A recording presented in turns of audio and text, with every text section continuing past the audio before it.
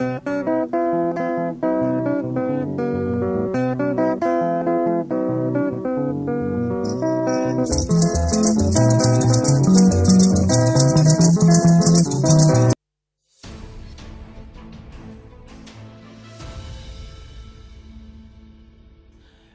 du 31 décembre 2016, qu'est-ce qui n'a pas marché?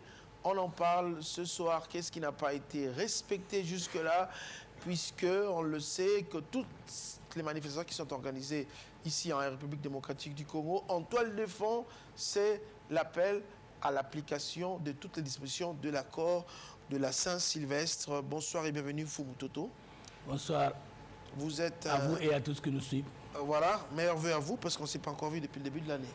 Surtout à vous la presse qui nous avait aidés, surtout à vous les femmes, à vous le peuple congolais, le peuple de l'Afrique et le peuple du monde, pour nous avoir soutenus et nous croyons que vous allez continuer à nous soutenir pour que nous puissions mieux faire pour la République. Voilà. Membre du Conseil national de suivi de l'accord, on comprend que le rôle, c'est que les dispositions de l'accord de la Saint-Sylvestre soient respectées, signées en décembre 2016.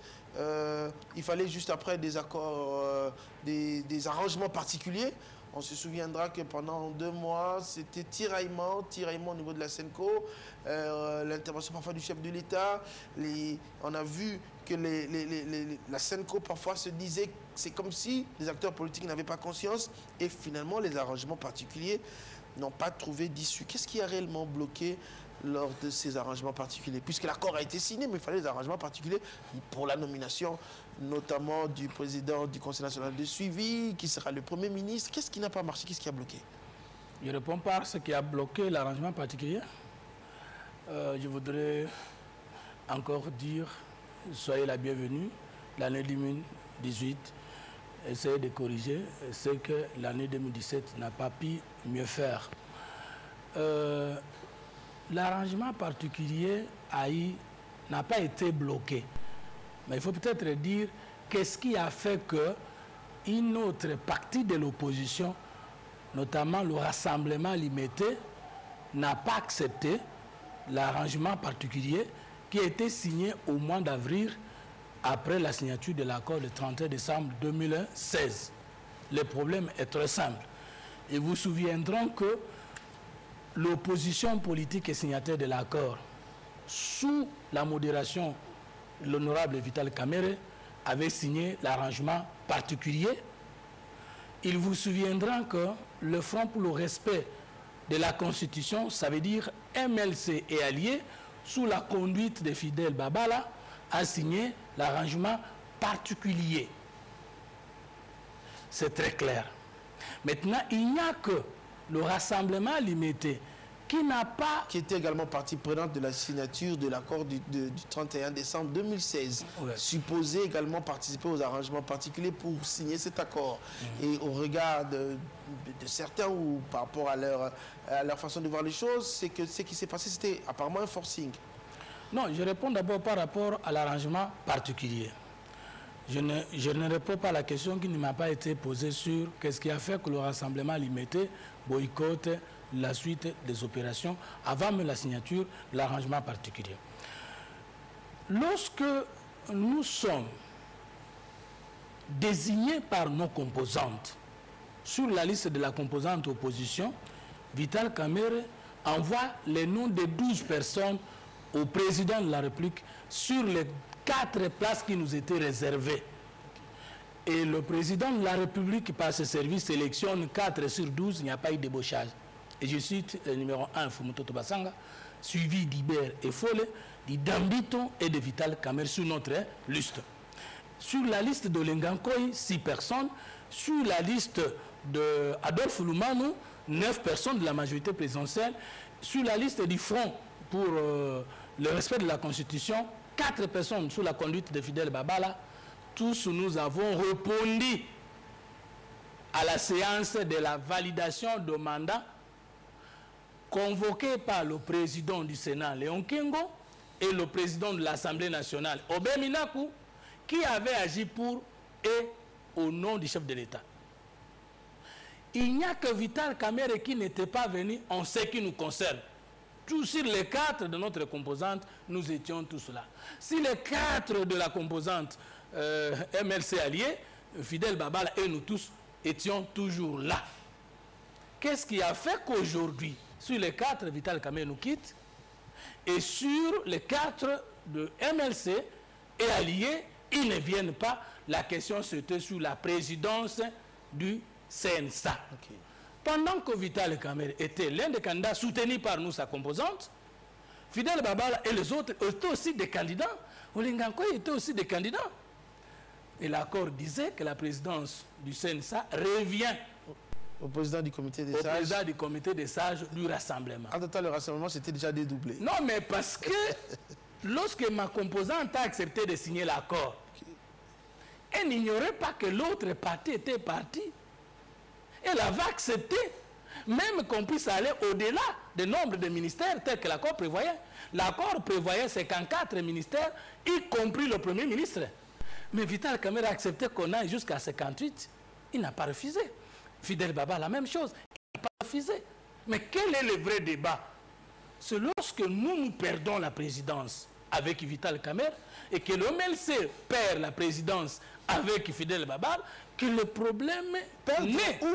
Ou faire respecter l'accord qui disait que c'était le président du comité des sages. Je vais dire la vérité au peuple congolais. Pourquoi Vital Kamerhe devait-il continuer à croire que malgré que l'accord confiait la présidence du CNSA au président du comité des sages du rassemblement, pourquoi Fidel Babala continue à croire à la présidence du CNSA malgré que l'accord ait dit ça? Mais parce que lors de la signature de l'arrangement particulier le 27 avril 2016, l'article 13 de l'arrangement particulier a modifié la disposition de l'accord qui donnait absolument la présidence du CNSA au comité des sages du rassemblement.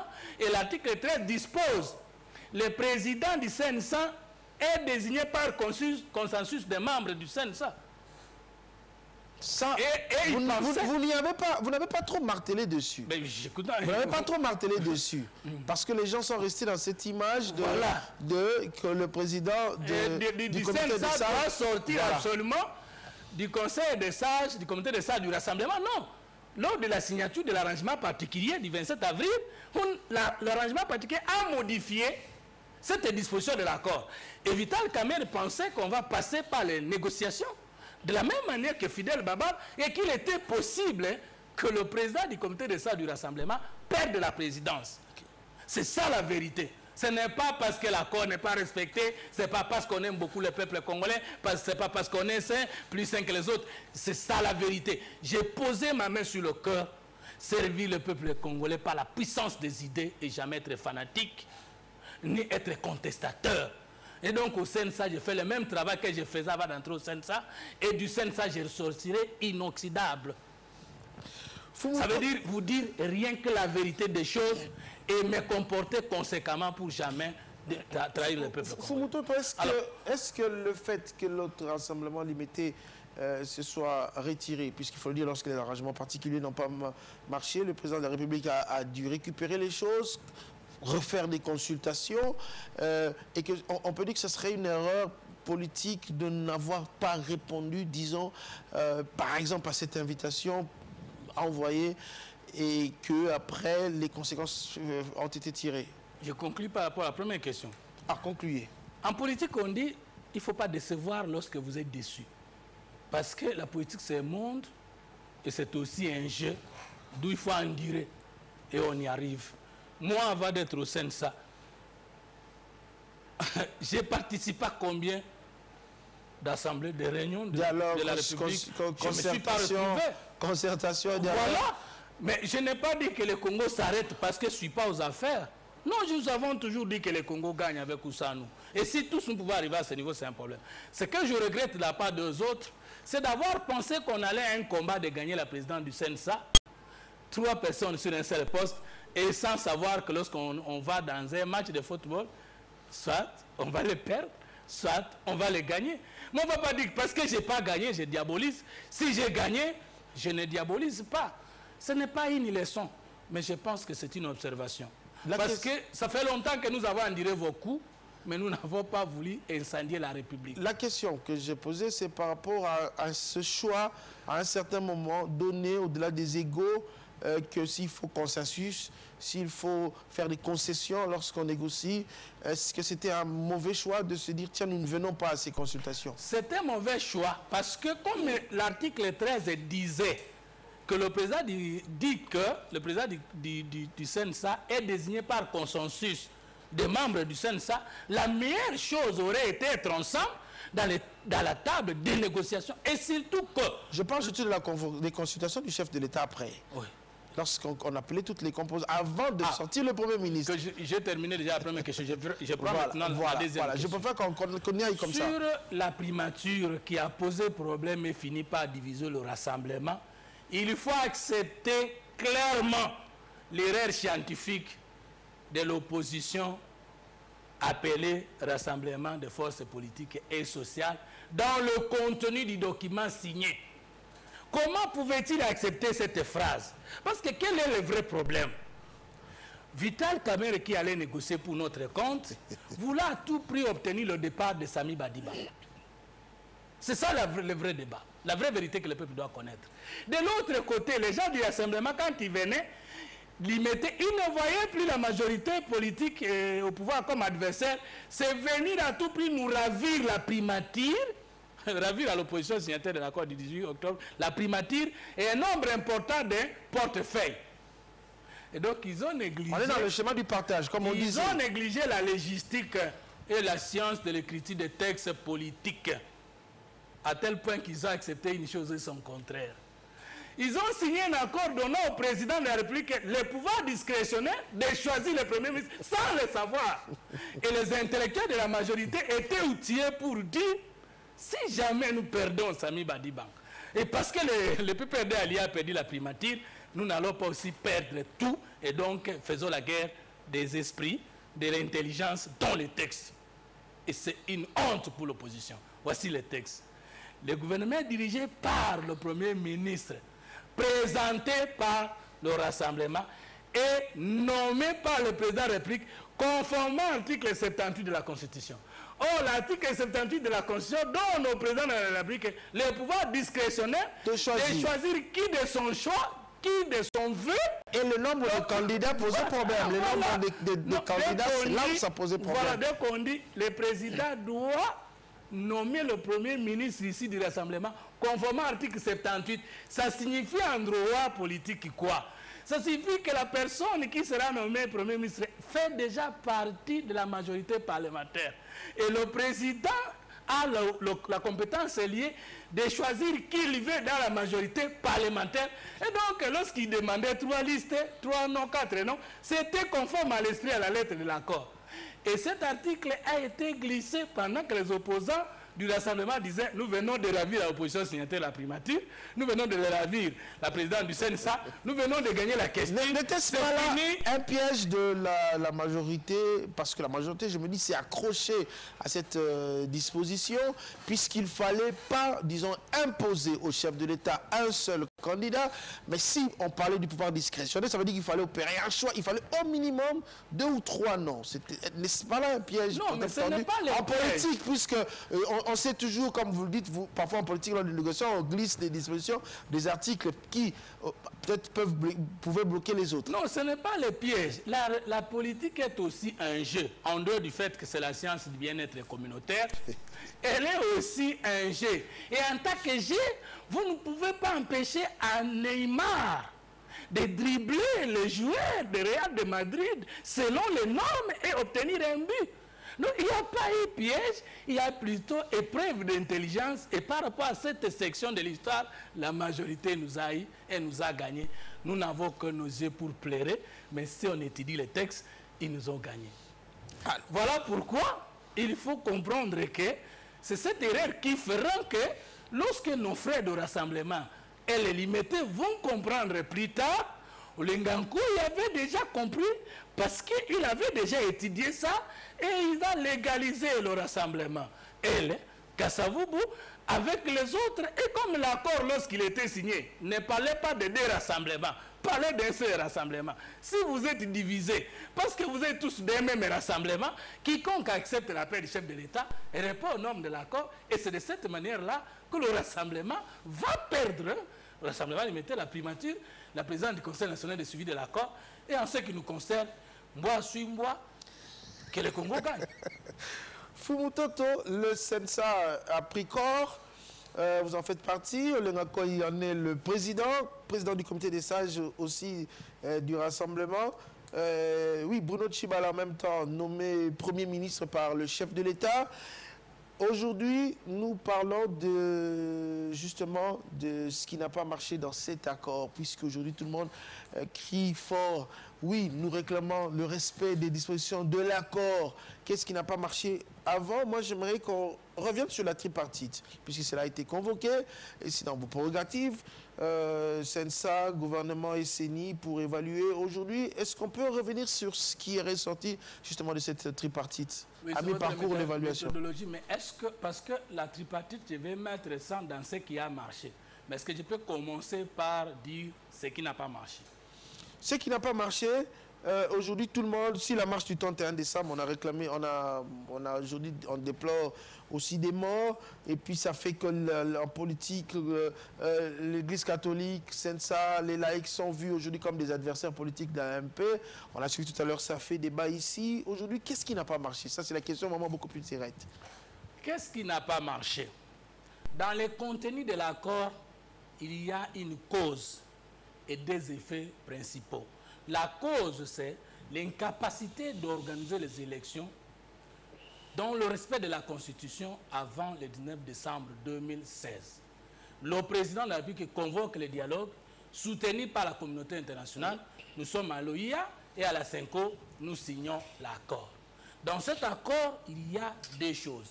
La gestion consensuelle par le gouvernement, la mise en place du gouvernement d'union nationale, et de l'autre côté, les mécanismes de suivi qui, sur le pied de l'article 222 de la Constitution, instituent le Conseil national de suivi de l'accord et du processus électoral. Ça, c'est du point de vue gestion consensuelle. Il y a un organe de gestion consensuelle, c'est le gouvernement, et un autre de contrôle consensuel, c'est le CNSA. Okay. C'est une réussite totale parce que le gouvernement est là, le CNSA est là, alors que l'accord n'a que ces deux articulations principales. Maintenant, dans le fond de ces deux institutions, il y a le processus électoral et les mesures de décrispation. En ce qui concerne le processus électoral, je vais revenir, ça a marché parfaitement, mais je reviens d'abord dans ce qui n'a pas marché. Les gouvernements de gestion consensuelle.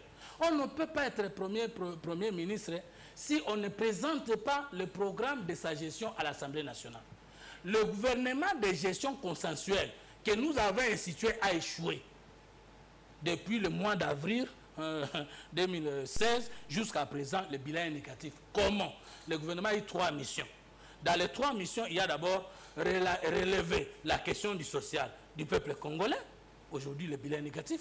Le gouvernement de gestion consensuelle est entré. Le dollar est à combien? Autour de 100. Aujourd'hui, le dollar est à combien? Presque à 165 vers 170. C'est un échec. Le gouvernement de gestion consensuelle a promis au peuple congolais de payer les fonctionnaires au taux de 142.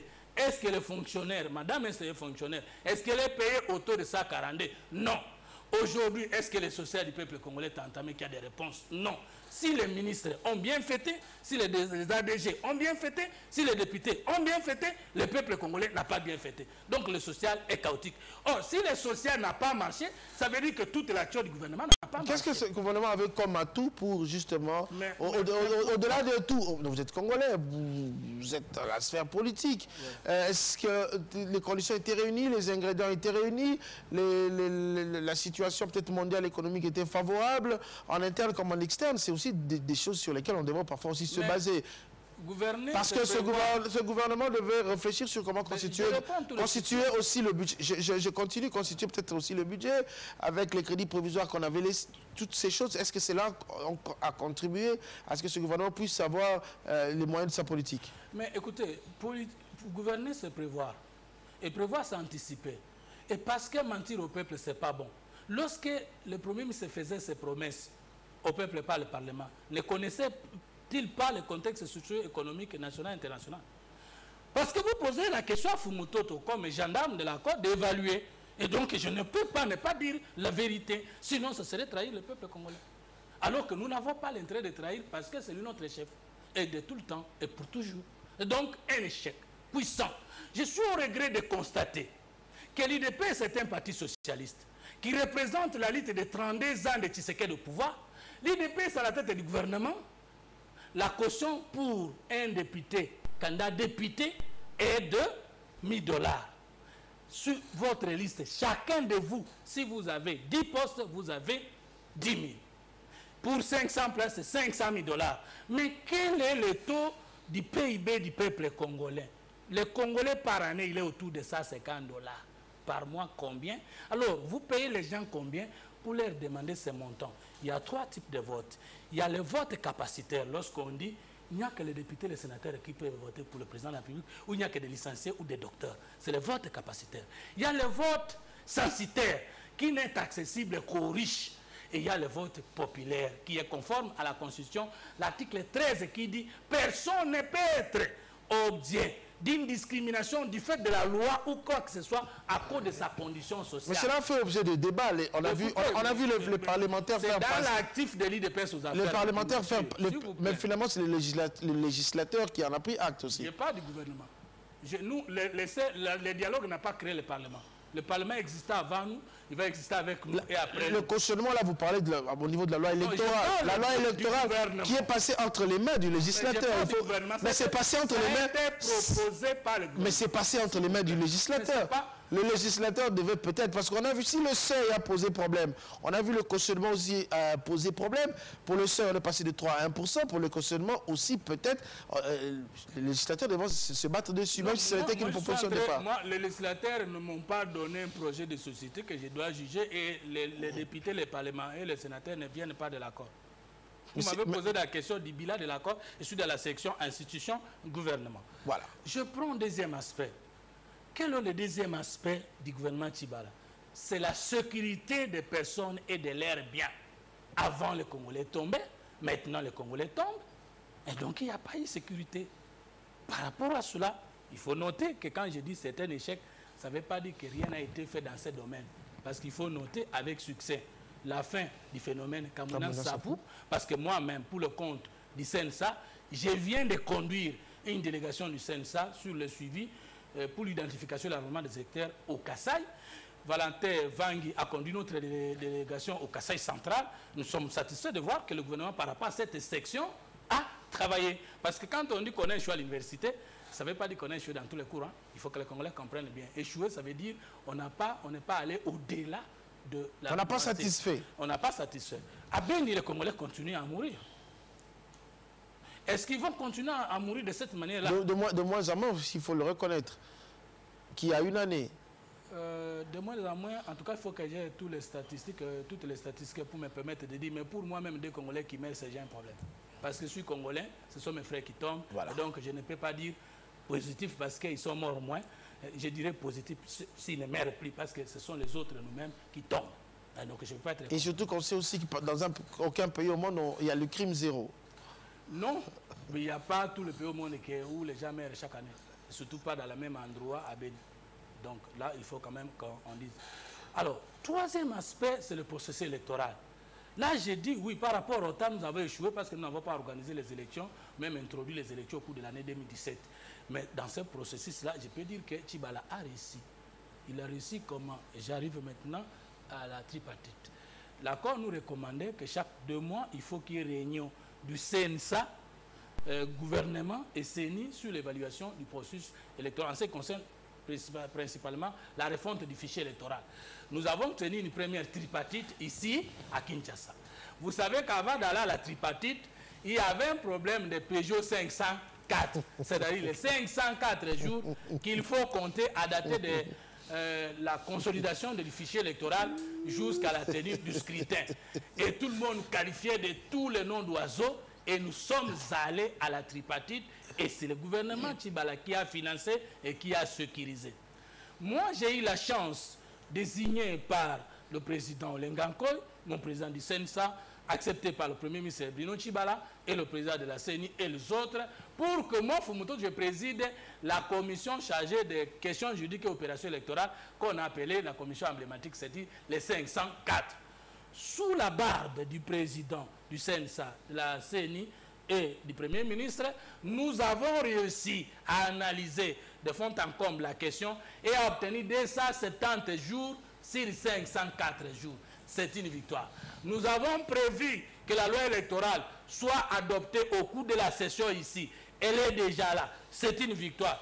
Nous avons décidé... Bon an, mal an, avec beaucoup de pression, il faut le dire, parce que même les conditions dans lesquelles les calendriers, ça veut dire on annonce la publication du calendrier, et puis finalement le calendrier est publié. Mais écoutez, parce que nous sommes... L'accord disait ceci dans le chapitre 4, alinéa 2, que si nous passons en 2017 qu'il n'y a pas eu organisation des élections, la CENI n'a plus qualité de publier seul le calendrier électoral sans passer par la tripartite, CNSA, gouvernement et CENI. Autre question, rapidement, Voilà, puisque là vous parlez de la tripartite. J'aimerais justement qu'on ouvre cette parenthèse, on va la refermer. Ce caractère consensuel, qu'on dit toujours, que les acteurs politiques disent toujours, ce calendrier a été publié, il n'est pas consensuel. La CENI, est-ce que la CENI est obligée, oui, c'est lui qui a ses prérogatives, est-ce que la CENI est obligée de consulter tout le monde avant de publier le calendrier? Très rapidement, j'aimerais qu'on... Je réponds que même si la CENI ne l'est pas, mais au moins Corneille Nangaa, avec le vice-président et les autres, ils ont démontré de la volonté nationaliste et de la disponibilité du dialogue. Okay. Je voudrais révéler aux Congolais qu'il y a eu dialogue de fond en comble, qu'il y a eu consensus à tous les niveaux. Comment est constituée la CENI? La CENI est constituée déjà de la majorité, de l'opposition. Vomi, surtout sur l'opposition, vomi. Vomi, ça veut dire quoi? Qui a entamé la procédure administrative? On connaît par exemple pour le rapporteur de la CENI qu'il y a tout ce qui se passe autour. Mais si sa composante veut le retirer, elle se l'a fait, ce n'est pas un problème. Voilà. Moi, je ne peux pas entrer dans les sentiments des gens. Je pose ma main sur le cœur pour nous dire que la vérité au peuple congolais. Il y a le dialogue interne. Donc, tous ces gens-là, Vital Kamerhe a été représenté dans le consensus interne de la CENI. Vous savez, moi, avant de présider la commission chargée des questions juridiques et opérations électorales, je ne savais pas, moi, que la communauté internationale avait des représentants à la CENI et que lorsque la CENI était en train de publier toutes les dates, la communauté internationale, j'ai dit les États-Unis, j'ai dit l'Union européenne, l'Union africaine, ont des représentants. Mais pourquoi la publication de ce calendrier pose problème? Pourquoi cette crise de confiance, Fumutoto? Parce que le calendrier a été publié, on a vu les réactions en interne comme à l'externe. C'est la partie négative de la classe politique congolaise, la manipulation de la population pour des intérêts égoïstes. 89% de ceux qui sont à l'opposition aujourd'hui faisaient des leçons, ce sont les mauvais gestionnaires d'hier. 90%, 95% de ceux qui sont à la majorité aujourd'hui fanatiques, ce sont les grands opposants d'hier. Ensemble, ils se retrouvent avec leur famille, le peuple ne se retrouve pas. Et je pense que si le peuple congolais me comprenait depuis longtemps en disant question, opposition, majorité, faux cop. Nous avons un problème d'hommes, un problème de culture, un problème d'organisation. Parce que les Tshisekidistes ont géré, viennent de gérer. Les Mobutistes ont géré. Les Kabilistes ont géré. Les Lumimistes ont géré. Le peuple ne se retrouve pas. Pourquoi nous allons continuer à dire les opposants sont des dieux, les gens de la majorité sont des diables? Nous sommes les oiseaux de même plumage. Nous sommes la honte parce que nous n'avons pas donné au peuple le meilleur de Point positif, on continue. Alors, nous passons et nous disons, lorsque la CENI termine ce dialogue interne, avec les représentants de la communauté internationale à l'interne, la CENI est allée maintenant dans le dialogue permanent avec les partis politiques. Je suis président national du Parti de la Nation Congo en sigle PNC. La CENI nous invitait chaque jour à l'Assemblée nationale, dans un local, et nous étions en train d'échanger. Je me pose la question, si on était président d'un parti politique, qu'on n'envoyait pas ces gens répondre aux invitations de la CENI. La CENI a organisé le dialogue avec la société civile, les confessions religieuses, les chefs coutumiers, et tout le monde est témoin. Et enfin, parce qu'on ne s'est pas retrouvé au gouvernement, parce qu'on ne s'est pas retrouvé au CNSA, alors que vous n'êtes pas la première fois d'occuper ces postes, tant que vous les avez occupés, vous nous avez martyrisés, et vous dites que sans vous, le Congo n'a pas marché. Mais pourquoi il n'a pas marché lorsque vous étiez aux affaires? C'est ça le problème. Pourquoi seulement les mêmes personnes qui gèrent mal disent s'ils sont pas aux affaires, c'est l'affaire, s'ils sont aux affaires, c'est le paradis. Mais le paradis pour vous, vos femmes et vos enfants. Et le peuple ne s'est pas retrouvé. Nous avons dit non. La question principale qui nous a amené au dialogue, la question principale qui nous a amené à signer l'accord, c'est la tenue des élections dans un climat de paix avant, pendant, après les élections. Même si on n'est pas aux affaires, pourvu qu'il y ait les élections, nous y allons. Mais pourquoi les autres ne veulent plus les élections? Qui ne veut plus les élections? Mais pendant que nous sommes dans la troisième phase de la réussite du gouvernement Tchibala, c'est sur le processus électoral. Nous avons terminé 24 provinces. Nous sommes restés avec 2 provinces et 2 territoires. Moi, je reviens du Kasaï, où j'ai dirigé la délégation, j'ai conduit la délégation du CNSA. Il y avait Mme Marie Mouata, du Palou, AMP, et Mme Yolande Bong. Nous étions au Kasaï. Nous avons été accueillis, nous avons fait la ronde de la province. Nous sommes autour de 82%, alors qu'il y a de cela un mois que nous sommes déjà revenus d'enrôler. Le phénomène comme ça ne constitue plus un obstacle pour l'enrôlement. Et donc, il n'y aura plus de glissement sur la fin de l'enrôlement. Et même s'il y aura un glissement, ce sera un glissement qui n'aura pas d'effet négatif sur le processus électoral. Surtout sur la date du 23 décembre. Ça ne va pas impacter la date du 23 décembre. Mais pourquoi cette crise? Moi, je reviens sur cette question. Pourquoi cette crise de confiance? Je vais arriver. Surtout envers la démarche de la CENI. Je vais arriver. Autre aspect positif du gouvernement Tchibala.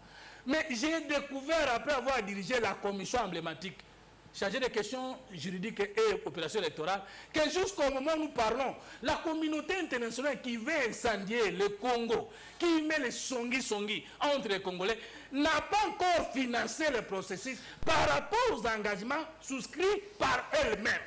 J'ai été à Chikapa. Lorsqu'il était question de nous déplacer pour atteindre des caisseurs qui faut être rapide par avion, nous sommes allés voir la MONUSCO consort. Nous avons posé toutes les questions. Nous ne sommes pas à la hauteur de vous dire aujourd'hui qu'est-ce qu'ils ont donné. Vous dites qu'ils vont aller vite aux élections. Vous avez pris engagement. Vous ne financez pas. Vous voulez voir les élections sans le financement. C'est cette Mais qu'est-ce qu'a aussi fait le gouvernement jusque-là pour, par exemple, financer les élections? Aujourd'hui, on se rend compte qu'il faut d'abord compter sur les propres moyens du gouvernement pour organiser les élections. C'est là où j'ai dit positif à Tchibala. C'est là où j'ai dit positif à Kabila. C'est là où j'ai dit positif à Nanga. C'est là où j'ai dit positif aux membres de l'opposition qui sont au gouvernement. Parce que peut-être les gens qui parlent, ils savent parce que ça coûte financièrement, matériellement et du point de vue sécuritaire et politique, les élections. Ça coûte énormément de moyens. Si nous prenons la comparaison des opérations préélectorales en 2011, c'est plus de 161 avions qui étaient affectés. Aujourd'hui, on est en deçà de la moyenne. Et les 161 avions qui étaient affectés à temps, c'était avec la complicité de la communauté internationale. Mais aujourd'hui, avec le gouvernement seul, au mois de janvier, ici, finissant, nous terminons la refonte du fichier électoral. Au mois de mars au plus tard, nous terminons la consolidation du fichier électoral. Et au mois de juin, nous déposons les candidatures. Kabila a accepté par l'accord qui ne se représente plus. Kabila a accepté qu'il n'y ait pas révision de la Constitution. Kabila a accepté qu'il n'y ait pas référendum, même s'il était le diable. Parce que les élections, c'est dans moins d'une année. Est-ce que si on est populaire, comme moi, je serai élu député, est-ce qu'on ne peut pas aller dans la précipitation, même sans avoir les... Il faut monter aux mesures de décrispation. Qu'en est-il? J'ai terminé à faire l'évaluation. Je vois aussi le temps. Mais il faut me laisser terminer. Non, mais bon, alors, je vois le temps parce que moi, je veux qu'on parle de mesures de décrispation. L'aspect positif de Tchibala, où il a prouvé que vraiment c'est un ancien opposant. Depuis le mois d'avril jusqu'à aujourd'hui, combien d'opposants arrêtés? Voilà. Nous voulions voir les opposants au pouvoir pour nous laisser calmes. Parler parce qu'il s'agit de notre pays. Les opposants sont au pouvoir. Je suis arrivé au Kassai. J'ai posé la question au gouverneur. Combien d'opposants arrêtés ici? 0. Combien d'opposants harcelés ici? 0. C'est positif. Parce qu'elle encore disait, il faut aussi renforcer les mesures de confiance mutuelle. Pour n'avoir pas encore ajouté de nouveaux opposants en prison, à part le cas de Franck Diongo, que je salue en passant, que nous allons nous battre pour que ça soit résolu, parce que nous sommes des Congolais, nous voulons la paix avant, pendant, après les élections. Les opposants sont libres de critiquer le gouvernement, les opposants marchent comme ils veulent. Et donc, non, pas marcher comme ils veulent. On va arriver au niveau de la marche, pas marcher comme ils veulent, parce qu'il y a toujours pas toujours d'autorisation. Mais le cas de décrispation Fumutoto, tout à l'heure on suivait ceux de l'UNC dans ça fait débat. Pour l'UNC, c'est là ça bloque. Décrispation. Il ne faudra pas que les Congolais qui me suivent pensent que depuis qu'on a terminé le dialogue, qu'on a signé l'accord, qu'on a installé le CNSA, qu'on a installé le gouvernement, il n'y a pas eu libération des prisonniers.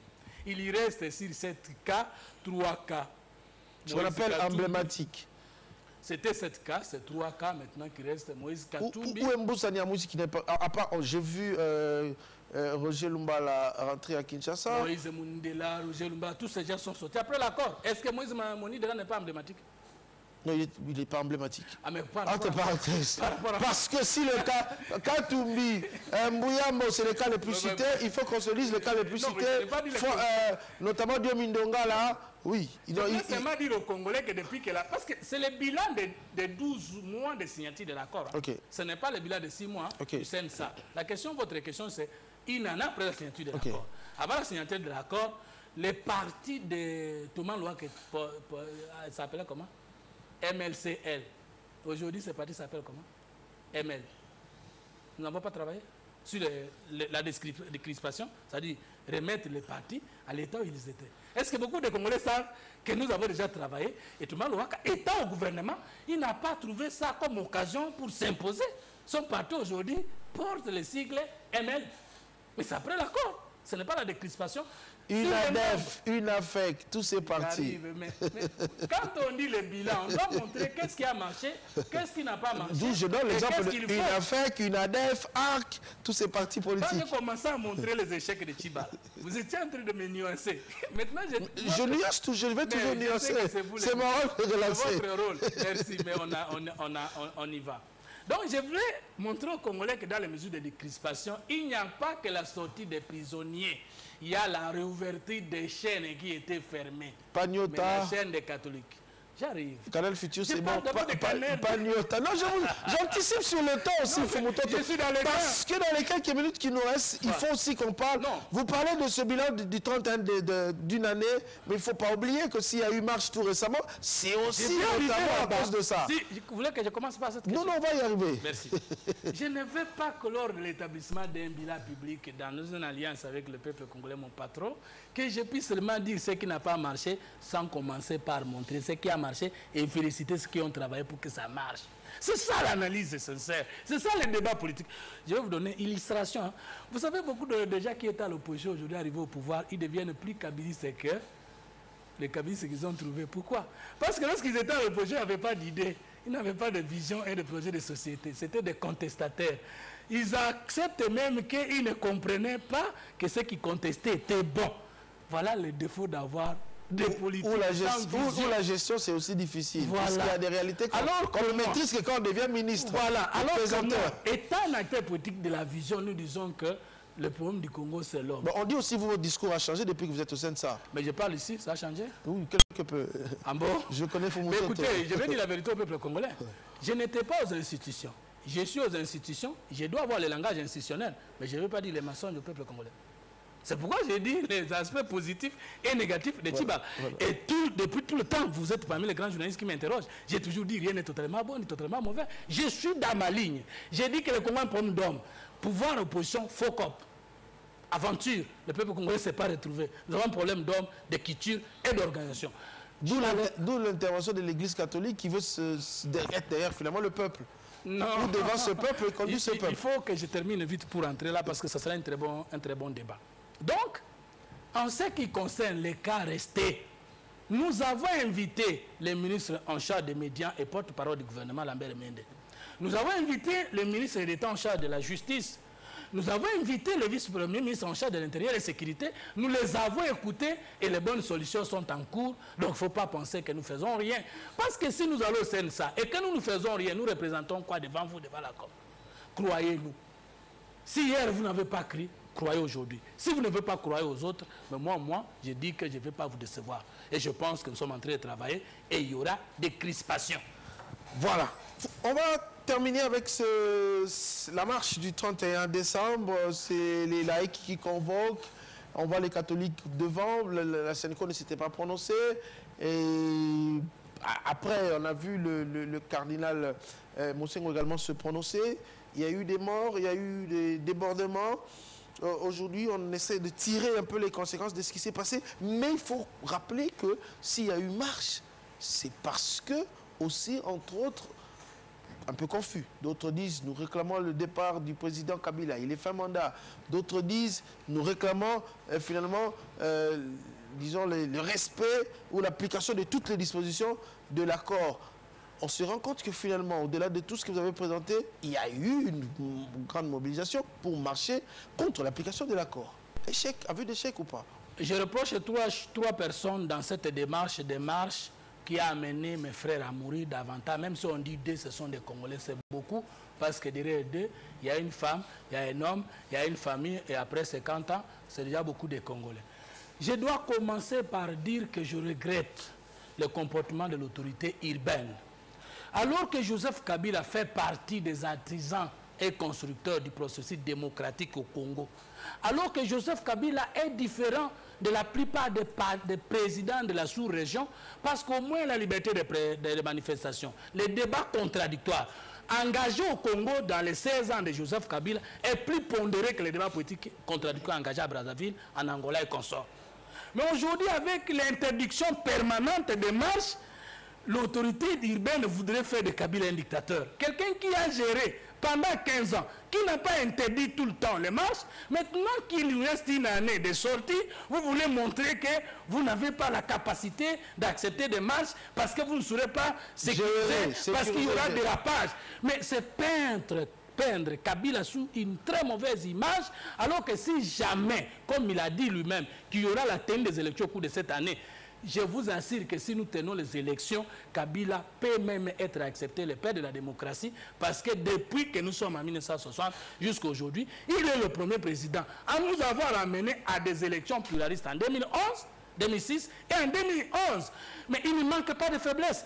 Aujourd'hui, la majorité au pouvoir veut montrer que Kabila c'est un dictateur. Kabila c'est celui qui réprime les marches. Kabila c'est celui qui ne veut pas que les Congolais parlent. C'est grave, ça. Et c'est une entorse, c'est terrible pour l'avenir démocratique de la République démocratique du Congo que moi, en tant qu'opposant, je ne peux pas soutenir. La marche du 31 avait sa raison d'être. J'arrive. Si les gens vous écrivent et vous voyez qu'ils n'ont pas donné les itinérances, parce qu'ils veulent organiser plusieurs marches. Mais vous, en tant qu'autorité, vous avez aussi le rôle des parents, les inviter pour dire « Je vais autoriser la marche, indiquez-moi l'itinérance ». Lorsque nous avons suivi la communication d'André Kimbuta, il ne s'est mis qu'à condamner la marche et la mauvaise procédure, mais il n'a pas joué le rôle de l'orienteur. Ça, je ne peux pas accepter. Parce que si nous sommes en train de construire une démocratie, vous réprimez, vous refusez les manifestations légalement reconnues, c'est que vous êtes en train d'initier les gens à retourner aux voies de fait.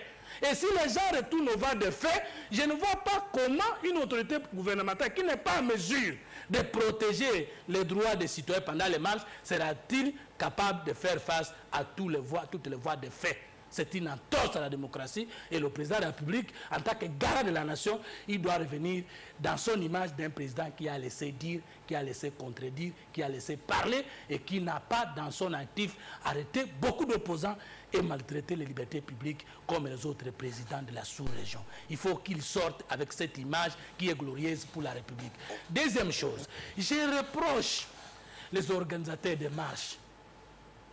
Et troisième chose, je reproche ces opposants qui sont derrière l'Église catholique sans comprendre qu'ils se trompent. Vous voulez organiser la marche parce qu'elle est constitutionnelle. Mais pourquoi refusez-vous de respecter la procédure de la marche? On sait qu'on sait deux choses. L'objet de la marche et l'itinéraire de la marche.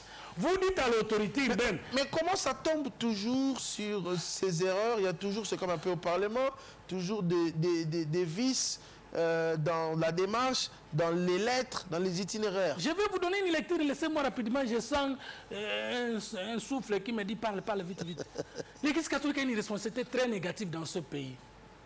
L'Église catholique sous Moussengo a mal géré la conférence nationale souveraine, étant au profit des intérêts de Mobutu. Et après avoir échoué, parce que c'est elle qui a mal géré par Moussengo, l'Église catholique a amené les Congolais à la marche du 16 février. Au lieu de martyrs, il les a sacrifiés. Parce que c'est sa mégestion qui a conduit à la fermeture de la conférence nationale souveraine. L'Église catholique a été avec nous au dialogue de la cité de l'Union africaine. Elle est allée presque jusqu'à la fin. Elle a quitté l'état de négociation pour rejoindre le conclave de l'IMT et elle s'est fait partie de l'autre camp. Mais n'a pas eu de mal, de soucis pour devenir juge entre nous. Est-ce que cette théorie qui ressort qu'aujourd'hui, que c'est comme si l'Église catholique se présente comme opposant. Mais j'arrive. Aujourd'hui, c'est l'image. Mais j'arrive. L'image triste finalement qu'on retrouve. Mais j'arrive. Hein. L'Église catholique qui a laissé les confusions dans les contenus des mots de l'accord, en ce qui concerne la discrétion du chef de l'État. Parce que la petite connaissance scientifique que j'ai aujourd'hui me provient de l'Église catholique et protestante, plus l'État après, parce que ce sont elles qui ont organisé les universités ici. Et qui comprenaient bien le français. Ils ne voyaient pas que les phrases qu'ils laissaient étaient des germes de conflit. La même chose que Mosengo a fait en 1990, c'est la même chose qu'il vient d'héréditer. Après avoir mal négocié l'accord, après avoir mal géré l'accord par la CENCO, l'Église catholique devient le parti phare de l'opposition pour amener encore le peuple congolais dans la rue, alors que la loi électorale est là. Aujourd'hui, qu'est-ce qu'il faut? Parce que la majorité, disons, le pouvoir... Je termine le temps de 1 minute. Oui, dans 1 minute, là, je reproche un peu. Se regarde aujourd'hui, on ne peut pas quand même vivre dans cette tension, dans cette situation entre l'Église catholique et le gouvernement, où le cardinal parle, et d'autres répliquent, ou parfois les mots débordent de part et d'autre. Non, ça fait longtemps que le mot débordant entre l'Église catholique et le pouvoir, ça n'a rien profité au peuple congolais. Ils ont démarché, comment ils vont régler. Ne vous en faites pas. Ce sont les gens qui ne comprennent pas, qui suivent l'Église catholique. Et là, je reproche les opposants. Il y a une grande différence entre un leader politique et un leader social. Il y a une grande différence entre un groupe de pression et un parti politique. C'est honteux de voir des opposants qui devaient avoir des visions d'État, au lieu qu'eux, ils traînent les masses, ils sont derrière la marche d'un groupe de pression. Un groupe de pression ne veut pas remplacer le pouvoir. Un groupe de pression revendique pour que le régime change la chose dans un aspect. Et si moi j'étais conseiller chef de l'État, lorsqu'il marchait par exemple pour chercher les mesures de décrispation et que la marche était prévue pour les 31, et si ces gens sortaient les 28, donc le groupe de pression rentre à la maison. Comment vous, un opposant qui avait une vision, un projet de société, un programme contre le pouvoir, vous pouvez être derrière la marche des groupes de pression, nous allons marcher. Et il y a confusion dans l'objet. C'est parce qu'ils n'ont pas on n'a pas permis à ce qu'ils puissent marcher le 28, le 30. La lutte politique ne se limite pas à l'interdiction d'une marche. Elle est la lutte de tout le temps, de toutes les durées, et jusqu'à gagner gain de cause. Mais on ne transforme pas un parti politique à un groupe de pression parce que le régime en place a refusé que vous marchiez. Donc, je veux dire ceci. Autant je reproche ceux qui ont manipulé les Congolais pour sortir sur la rue, autant je reproche ceux qui n'ont pas toléré la sortie des Congolais et qui les ont amenés à la mort. Tous, vous serez sévèrement jugés devant le peuple. Merci Fumutoto, acteur politique, président du PNC, parti Notre Congo. Parti de la nation Congo, voilà. Membre du Conseil national de suivi de l'accord. Merci d'avoir été notre invité de ce soir. Oui, on a essayé d'évaluer l'accord du 31 décembre. On est parti de la genèse, finalement, de ce qui a marché, de ce qui n'a pas marché, et finalement jusqu'à arriver à cette marche organisée le 31 décembre. Les responsabilités ont été partagées, vous avez suivi, je suis certainement sûr, cet échange avec cet acteur politique durant 45 minutes. Nous étions avec lui, merci de nous avoir suivis de partout dans le monde. Restez sur Télé 50 pour vous informer dans un instant. Le journal de Miraboma, suivi de la revue de presse et du journal des sports de Valdo Simoyamba. Très bonne suite de nos programmes.